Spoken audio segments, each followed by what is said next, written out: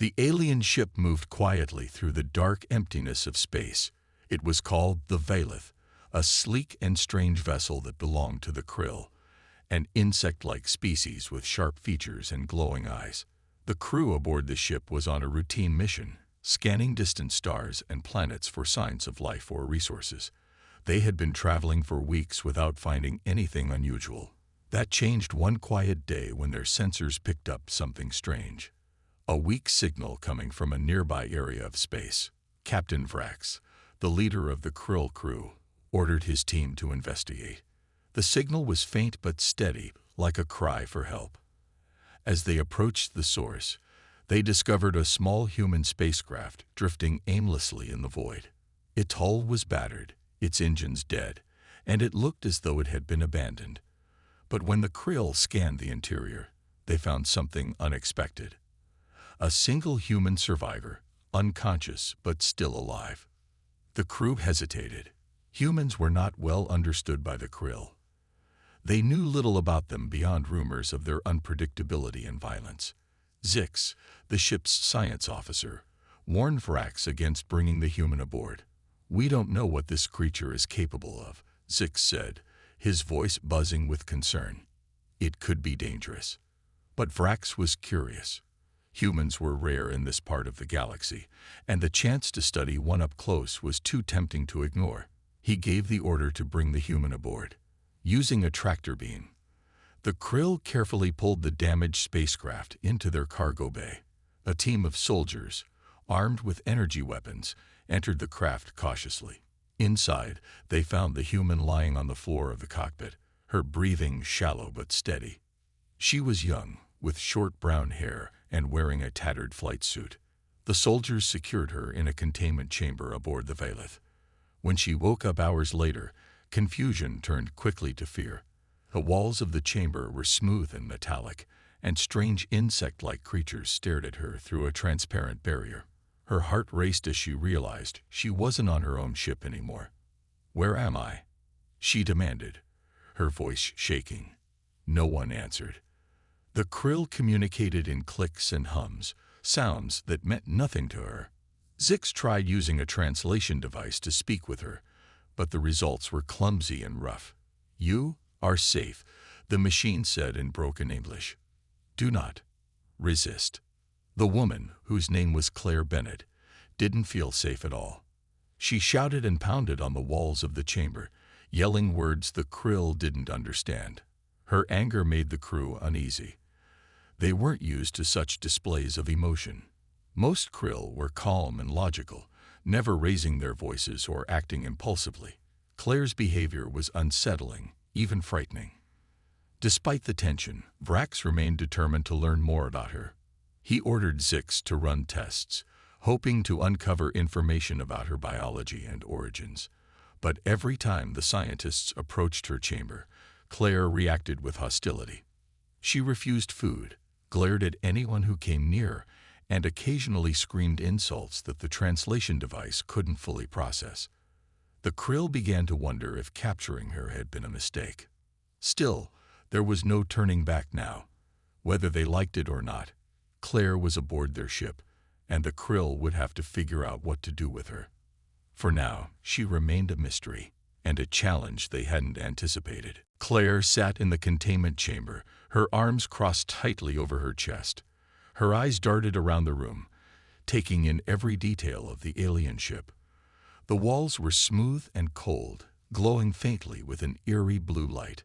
Strange symbols etched into the metal pulsed rhythmically, as if alive. Beyond the transparent barrier, the insect-like creatures moved with precision, their movements sharp and deliberate. Claire didn't know what they wanted from her, but she wasn't about to let them win. She clenched her fists and stared at them defiantly. The Krill, for their part, were equally baffled by Claire. They had never encountered a human before, and everything about her seemed chaotic and unpredictable. Zix, the science officer, tried again to communicate using the translation device. "Why do you resist?" the machine asked in broken English. Claire shot back. "Why did you kidnap me?" Her voice was sharp, laced with anger and fear. The krill exchanged glances, their glowing eyes flickering uncertainly. They weren't used to being challenged like this.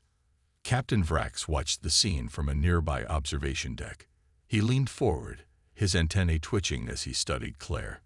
She was small compared to the krill, fragile-looking even, but there was a fire in her that intrigued him. Most beings the krill encountered either submitted quickly or fought back violently. Claire was different.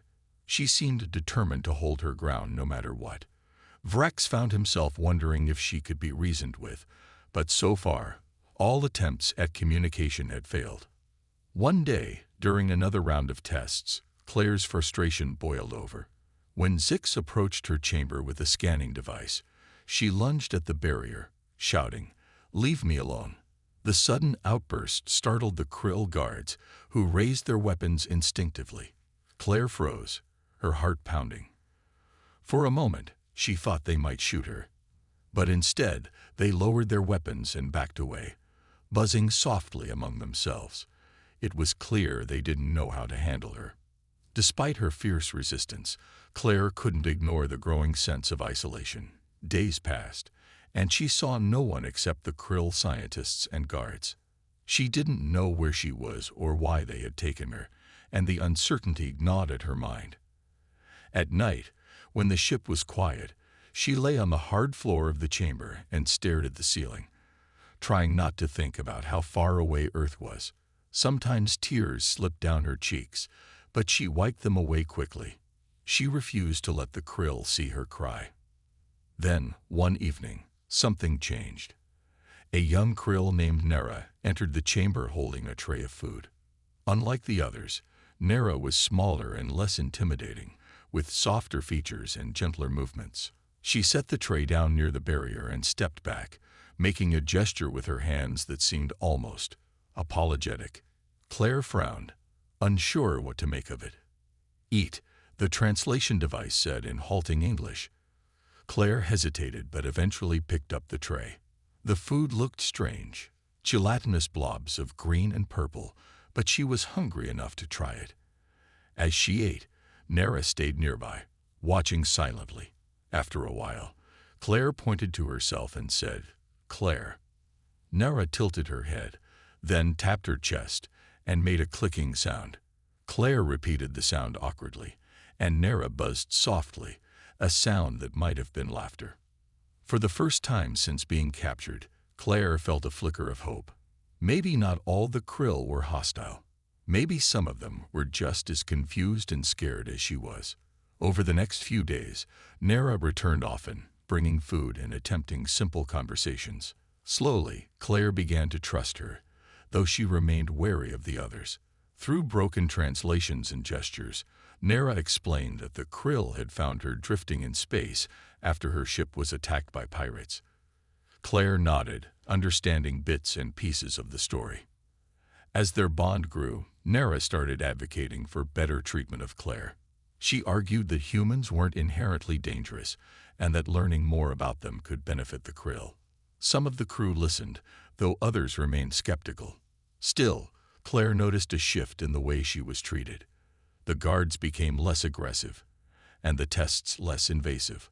For the first time since being taken aboard the Velith, Claire allowed herself to believe that maybe, just maybe, she might survive this ordeal. Claire's days aboard the alien ship began to fall into a strange rhythm. Nera visited her often, bringing food and trying to teach her bits of the krill language. Claire, in turn, shared words from English, pointing to objects and repeating their names. It was slow progress, but both of them were determined. Nera seemed genuinely interested in understanding Claire, and Claire found herself softening toward the young krill. She still didn't trust the others, especially the guards who watched her with cold, unblinking eyes, but Nera was different. There was kindness in her gestures, even if she couldn't fully express it. Despite these small improvements, life aboard the Velith remained tense. The krill crew was divided about what to do with Claire. Some, like Zix, believed she was too unpredictable to keep around. Others thought studying her could provide valuable insights into human behavior. Captain Vrax listened to both sides but made no firm decision. He spent hours watching Claire through the observation deck, his antennae twitching as he weighed the risks and benefits of keeping her alive. One day, during one of Nera's visits, Claire noticed something unusual. The locking mechanism on her containment chamber, a complex panel of glowing buttons and symbols, was partially exposed. A maintenance worker had been repairing it earlier and left without finishing the job. Claire's heart raced as an idea formed in her mind. She waited until Nera left, then carefully examined the panel. Her hands trembled as she pressed the buttons, mimicking the patterns she had seen the workers use. To her surprise, the barrier slid open with a soft hiss. For a moment, Claire froze, unsure whether to take the risk. The corridor outside was empty, but she knew the guards wouldn't be far away.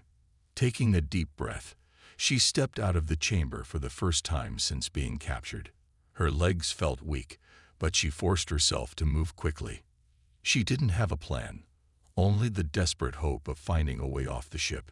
As she wandered through the unfamiliar halls, Claire stumbled into what looked like a mess hall. Strange machines lined the walls, humming softly as they dispensed food pellets into trays. Curiosity got the better of her, and she approached one of the machines. When she touched the controls, a loud buzzing noise filled the room, followed by a cascade of pellets raining down from every direction. The sudden chaos startled her, and she ducked behind a table as the pellets bounced off the floor and walls. The commotion drew the attention of nearby krill. Guards rushed into the room, their weapons raised, only to find themselves dodging the endless stream of food pellets. Claire watched from her hiding spot as the normally disciplined krill scrambled to shut down the machines.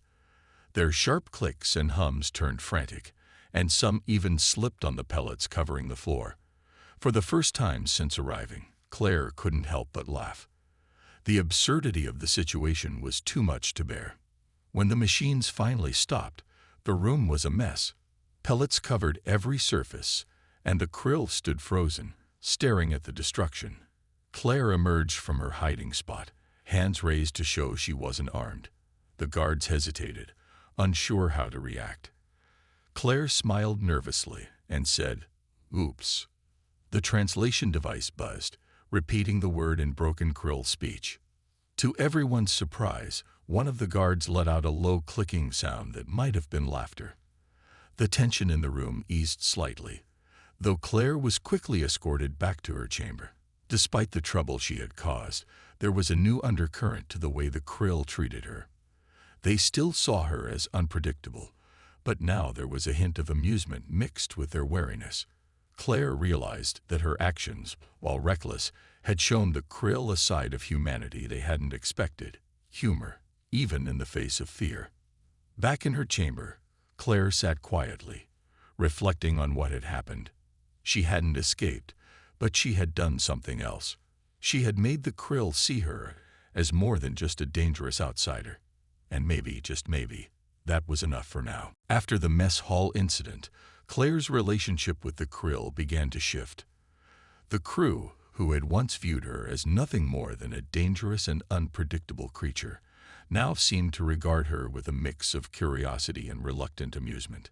Even Zix, the science officer who had been so skeptical of her presence, couldn't help but admit that her actions had brought an odd sense of liveliness to the otherwise disciplined ship. Captain Vrax continued to observe her closely, his glowing eyes flickering with thought as he weighed the risks and benefits of keeping her aboard. Nera, however, was the one who truly noticed the change in Claire.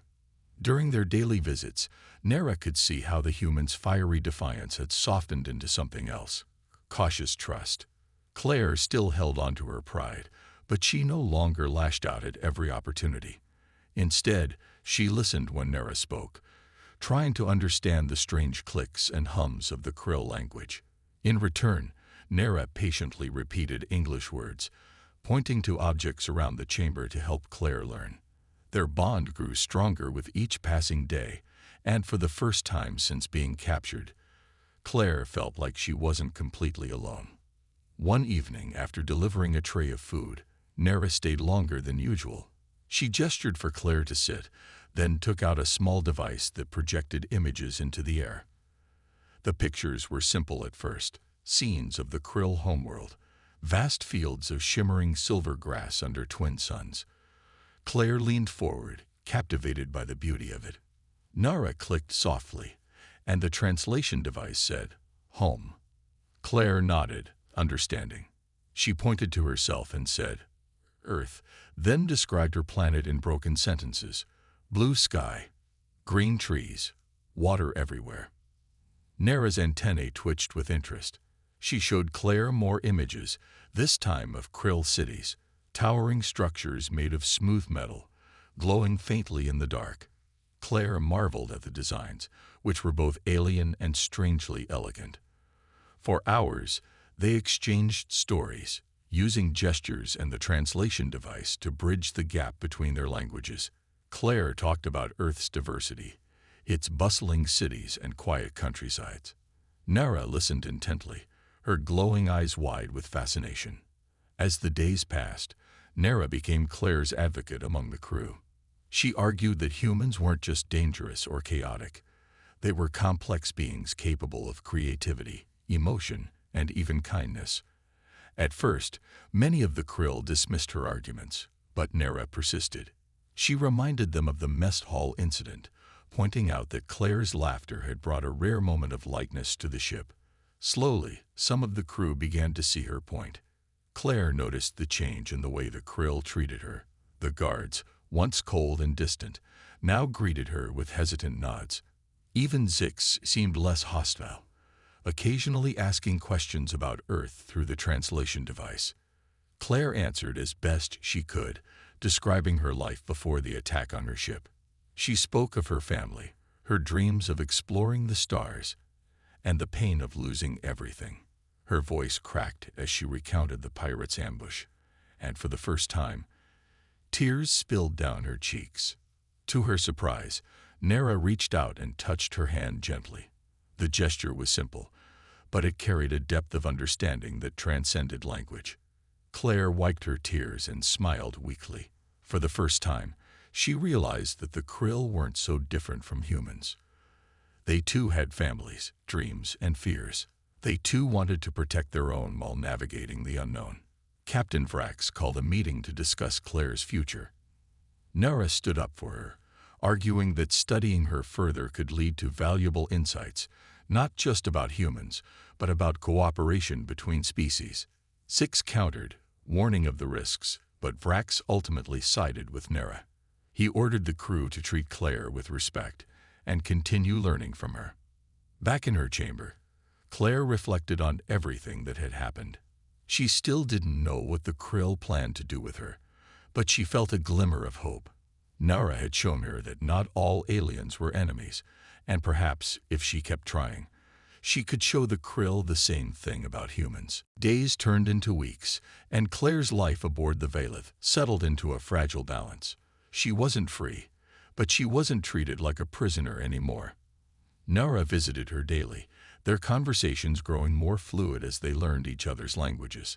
Claire taught Nara about Earth, its seasons, its animals, and its people. In return, Nara shared stories of the Krill, their history, and their struggles. Through these exchanges, Claire began to see the Krill not as faceless aliens, but as individuals with hopes and fears. One day, during a routine medical scan, Zix made a discovery that sent shockwaves through the crew.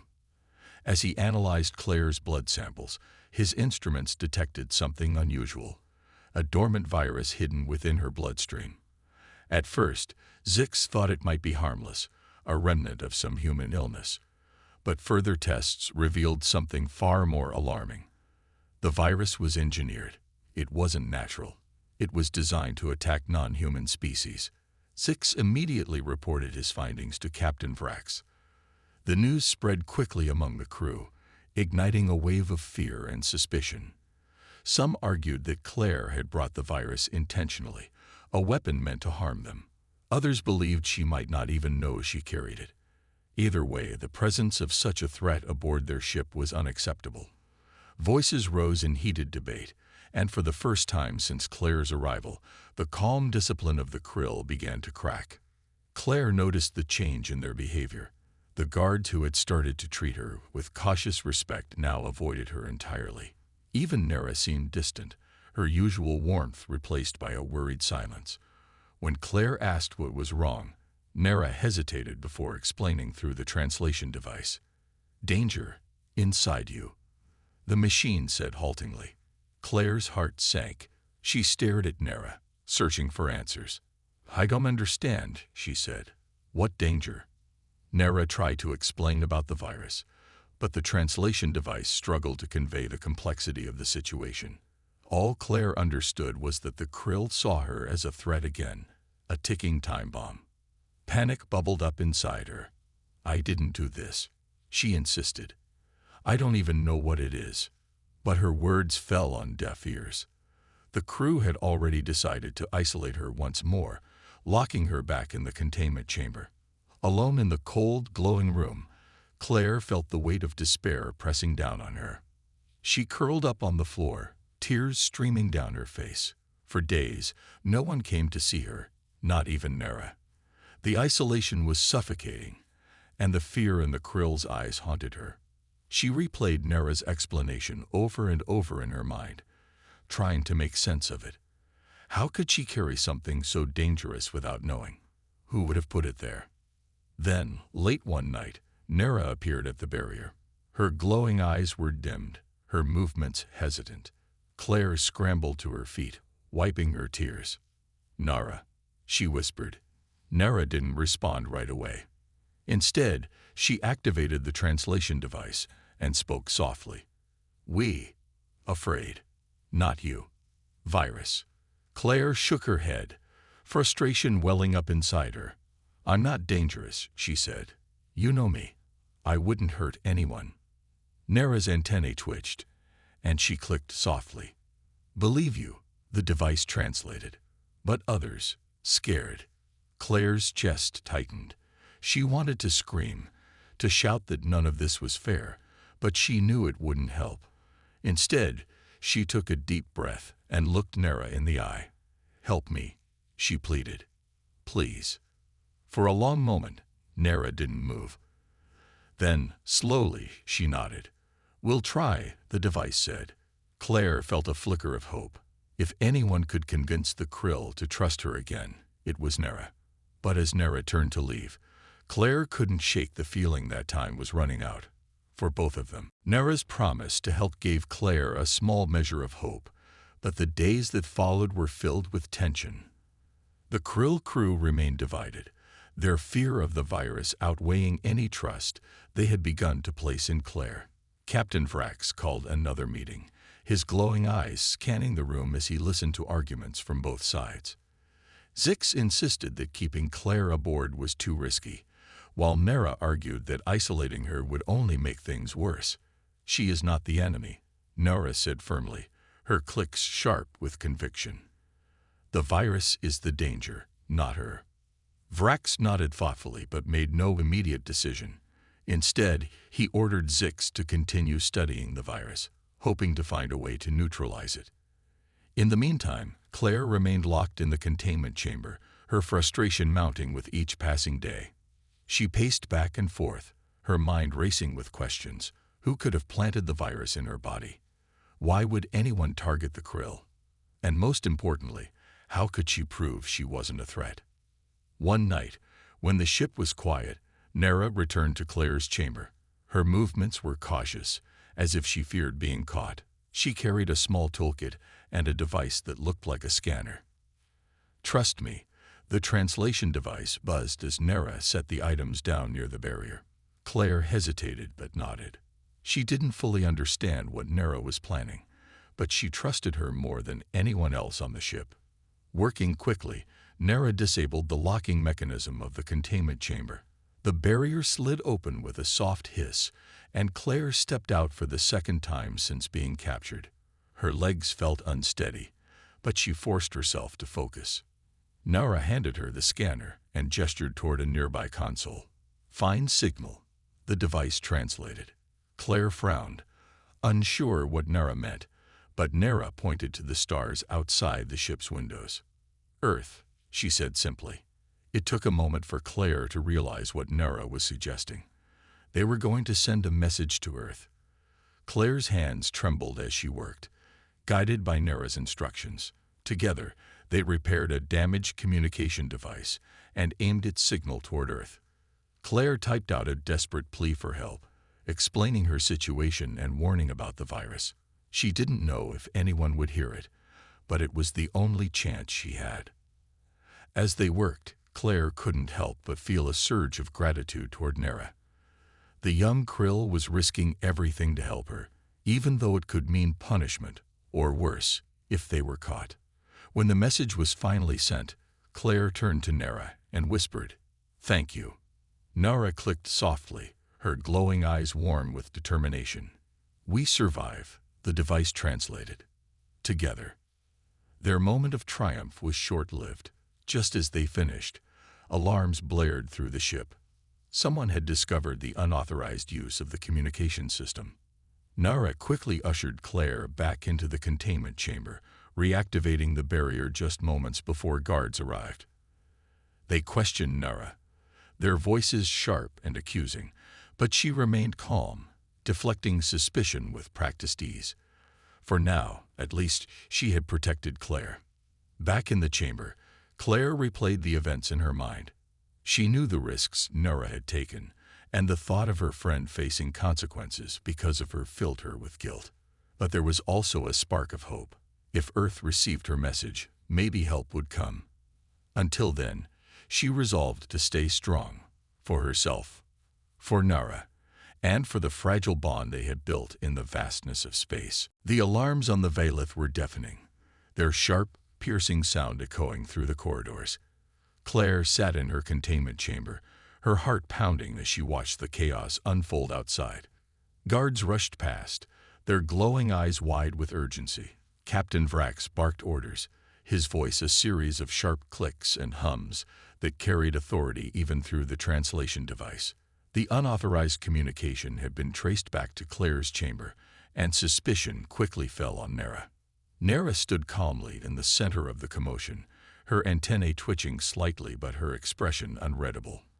When questioned, she admitted to disabling the containment barrier, but claimed it was to conduct routine maintenance. Human needed air. The translation device buzzed haltingly. No harm done. Her explanation seemed plausible enough to some, but others weren't convinced. Lieutenant Krell, a high-ranking officer with a reputation for strict discipline, accused Nera of conspiring with Claire. "She is dangerous," he snapped, pointing one spindly limb toward the chamber. "You risked the entire ship." The tension aboard the Valith reached a boiling point. Krell's accusations ignited long, simmering disagreements among the crew about how to handle Claire.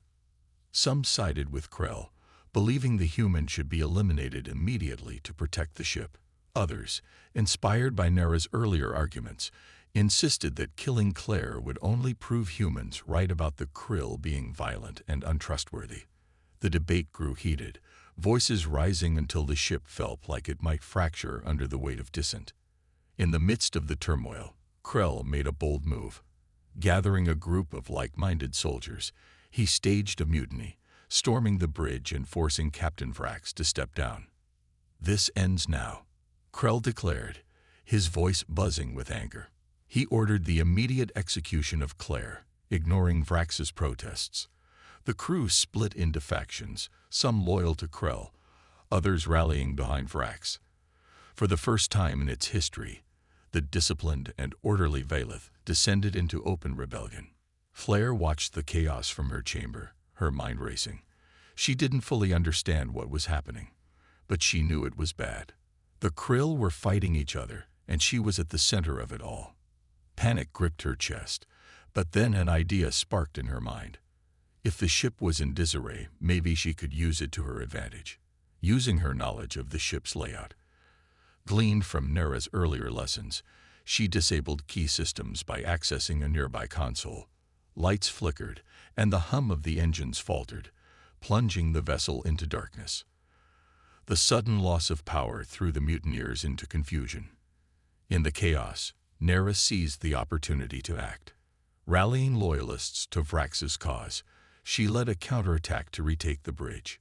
Claire, still hidden in the shadows, worked frantically to restore partial power to the ship's critical systems, buying time for Nara and her allies.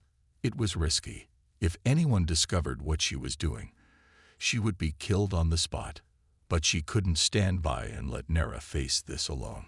After what felt like hours, order was finally restored. Krell and his followers were subdued, and Vrax reclaimed his position as captain. Exhausted but relieved, Nara approached Claire's chamber once more. "You helped," the translation device said softly. Claire nodded, her hands trembling. "I owed you," she replied. Nara's glowing eyes softened, and for a moment, the two shared a look of mutual understanding. Though the crisis had been averted, the damage was done. Trust among the crew was shaken, and tensions lingered. But something had changed. Nara's bravery and Claire's quick thinking had shown the Krill that cooperation, even with someone as different as a human, could make them stronger. As the Valith drifted silently through space, both Claire and Nara knew they had crossed a line they couldn't uncross.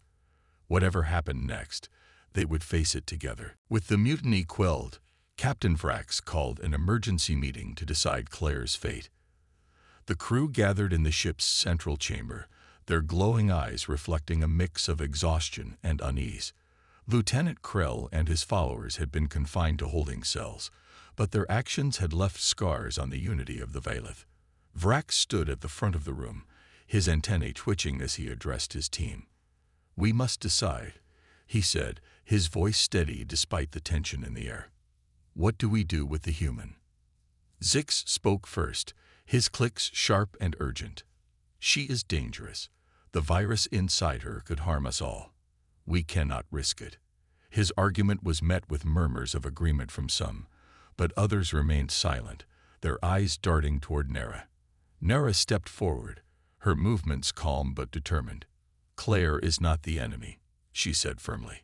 "The virus was placed there by someone else, someone who wanted to hurt us. She is as much a victim as we are." The debate raged on, with voices rising and tempers flaring. Some argued that keeping Claire aboard was too risky, while others believed her presence offered a chance to learn more about humans, and perhaps even find a way to neutralize the virus. Through it all, Vrax listened carefully, his antennae flickering as he weighed the options. Finally, he raised one limb to silence the room. "Nara is right," he said. "We do not know enough yet. Killing her would make us no better than those who created this virus." His decision shocked many, including Claire herself. When Nara relayed the news to her later, Claire felt a wave of relief, but also guilt. She knew the Krill were taking a huge risk by letting her live. "Why are you doing this?" she asked, her voice trembling. Nara hesitated before responding. "Because fear solves nothing." The translation device buzzed. "We must trust each other if we want to survive." In the days that followed, life aboard the Valith began to stabilize. Zix continued his research on the virus, working tirelessly to find a way to remove it from Claire's body without harming her. Meanwhile, Claire and Nara grew closer, their bond stronger than ever. Claire taught Nara more about Earth, describing its cultures, its music, and its beauty. Nara, in turn, shared stories of the Krill's struggles and triumphs, painting a picture of a species striving to understand the universe. One evening, as they sat together in the dimly lit observation deck, Claire looked out at the stars and sighed. "I wish I could go home," she said softly. Nara clicked in response, her glowing eyes filled with empathy. "Soon," the translation device said, "we will find a way." Claire smiled weakly, grateful for Nara's optimism. She didn't know what the future held, but for the first time, she allowed herself to hope. As the Valith drifted through space, the crew worked to repair the damage caused by the mutiny. Though tensions lingered, there was a new sense of purpose among them. They had faced chaos and emerged stronger, or so they hoped. For Claire, the journey had been one of survival, but also of growth. She had started as a frightened prisoner, lashing out at everything around her. Now she was part of something bigger, connected to beings who were as scared and uncertain as she was. On the bridge, Captain Vrax stood silently, staring at the vast expanse of stars ahead. He thought about the choices he had made and the challenges still to come. The Krill had always prided themselves on their logic and discipline, but Claire had shown them that emotions, fear, anger, even kindness, were just as important. As the ship moved forward, Vrax made a silent vow. Whatever happened next, they would face it together. After weeks of careful planning, the Valeth finally approached a neutral zone near Earth's territory. Captain Vrax had made the decision to return Claire to her people, but not without ensuring both sides understood the gravity of the situation. The Krill were still wary of humans, and Claire was their only link to understanding this strange species. Before releasing her, Vrax wanted to make sure she would carry their message of caution and hope back to Earth. Claire stood in the observation deck, staring at the blue-green planet growing larger in the distance. Her heart raced with a mix of excitement and anxiety. She was going home, but it felt bittersweet. Over the weeks aboard the Valeth, she had formed bonds with the Krill, especially Nara, that she knew she would never forget. They had gone from captors to allies, and now, almost friends. As much as she longed to see Earth again, leaving the ship felt like saying goodbye to a part of herself. Nara joined her in the observation deck, her glowing eyes reflecting the soft light of Earth. Neither spoke for a moment. They simply stood side by side, watching the planet grow closer. Finally, Claire broke the silence. "I don't know how to thank you," she said softly. Nara tilted her head, her antennae twitching slightly. "No need," the translation device buzzed. "You taught us trust." Claire smiled, tears welling up in her eyes. "And you taught me courage," she replied. Before docking, Vrax gathered the crew for one final meeting. He addressed them with calm authority, his clicks resonating through the chamber. "Today, we take a step into the unknown," he said. "By returning Claire to her people, we show that peace is possible, even between strangers. But remember, trust must be earned, and actions speak louder than words." His speech ended with a collective hum of agreement from the crew. For all their differences, they shared a common goal: to survive and thrive in a vast, unpredictable universe. The Valeth rendezvoused with a passing Earth vessel, a sleek silver craft marked with the emblem of the United Earth Coalition. As the two ships connected via an airlock, Claire prepared to leave. She hugged Nara tightly, surprising the young Krill, who wasn't used to such displays of affection. "Don't forget me," Claire whispered. Nara clicked softly, her glowing eyes warm. "Never," the device translated. When Claire stepped onto the Earth vessel, she turned back one last time to wave at the Valeth. The Krill crew watched silently from their windows, their glowing eyes flickering as if to say goodbye. Then, with a soft hum, the alien ship detached and disappeared into the stars. Back on Earth, Claire became an advocate for interspecies diplomacy.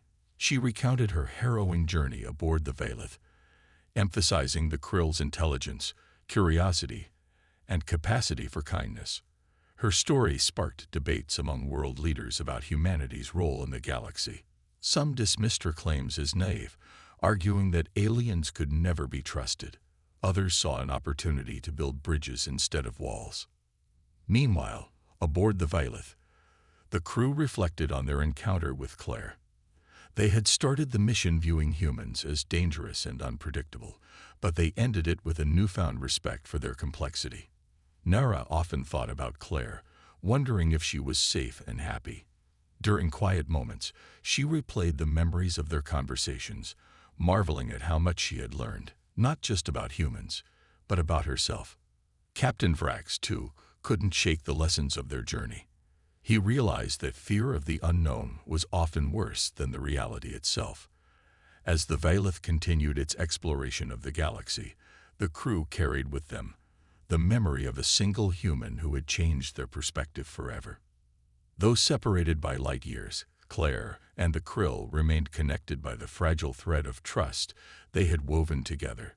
a small but powerful reminder that even in the vastness of space, understanding was possible. Months passed, and the ripple effects of Claire's journey began to spread across both Earth and the Krill fleet. On Earth, her story sparked a wave of curiosity about alien life. Scientists, diplomats, and ordinary people listened intently as she described the Vailith, its crew, and the lessons she had learned. Her words painted a picture of the Krill not as monsters, but as beings with their own fears, hopes, and struggles. For the first time, humanity started to see the galaxy not as a battleground, but as a place where coexistence might be possible. Claire became a bridge between worlds, speaking at conferences and meeting with leaders to advocate for peaceful exploration. She often thought about Nara, wondering if the young Krill was safe and how the crew of the Vailith was faring. At night, when the weight of her new responsibilities felt overwhelming, she would look up at the stars and imagine the ship drifting silently through space. The bond she had formed with Nara stayed with her, a quiet reminder of the power of trust and understanding. Aboard the Vailith, life continued much as it always had, but the crew carried something new, a sense of possibility. Captain Vrax found himself reflecting on Claire's influence more often than he expected. Her resilience and determination had left a mark on him, challenging his long-held beliefs about other species. He began encouraging his crew to approach encounters with unknown beings not as threats but as opportunities to learn. Even Zix, who had once been so skeptical of humans, admitted that Claire had changed his perspective. "Perhaps we have much to gain from them," he clicked during one meeting, surprising everyone. Nara, too, was forever changed by her friendship with Claire. She often visited the observation deck, staring out at the stars and imagining what Earth might look like up close. Her conversations with Claire had opened her mind to the vast diversity of the universe, and she dreamed of one day returning to Earth, not as a visitor, but as an ambassador for the Krill. In the meantime, she worked to share what she had learned with her fellow crew members, teaching them simple words in English and encouraging them to think beyond their instincts. One day, while reviewing data from deep space scans, Zix made an unexpected discovery. A faint signal, almost lost in the static, caught his attention. It was fragmented and weak, but unmistakably human. When he traced its origin, he realized it matched the frequency of the message Claire had sent months earlier. Someone, or something, was responding. Excited, Zix brought the findings to Captain Vrax, who immediately called a meeting. The crew gathered in the central chamber, buzzing with anticipation as Vrax explained the situation. "This could be our chance," he said, his voice steady but filled with hope. "If we respond carefully, we may open a dialogue, not just with humans, but with others who are listening." Nora felt a flicker of excitement. Could it be Earth? She didn't know, but the thought of reconnecting with Claire gave her courage. The Vailith adjusted its course, heading toward the source of the signal. As they traveled, the crew prepared carefully, crafting a message of peace and curiosity. They knew the risks. Miscommunication could lead to conflict, but they also knew the rewards. For the first time, the Krill were reaching out, not as conquerors or explorers, but as equals seeking connection. Back on Earth, Claire received word of the incoming signal. Her heart raced as she realized it might be the Krill responding to her message. She joined a team of scientists working to decode the transmission, her hands trembling as she listened to the clicks and hums that reminded her so much of Nara. When the translation finally came through, it was simple but profound. "We hear you. We want to understand." Tears streamed down Claire's face as she read the words. Against all odds, the fragile thread of trust she had woven aboard the Vailith had stretched across the stars, pulling two distant species closer together. Humanity and the Krill were no longer strangers. They were neighbors, united by a shared desire to explore, learn, and grow. As the Vailith approached Earth's orbit, Claire stood on the surface, staring up at the sky. She didn't know what the future held, but for the first time, she felt hopeful. Somewhere among the stars, Nara was watching too, her glowing eyes bright with anticipation. Together, they had taken the first step toward a new chapter, not just for their species, but for the galaxy itself.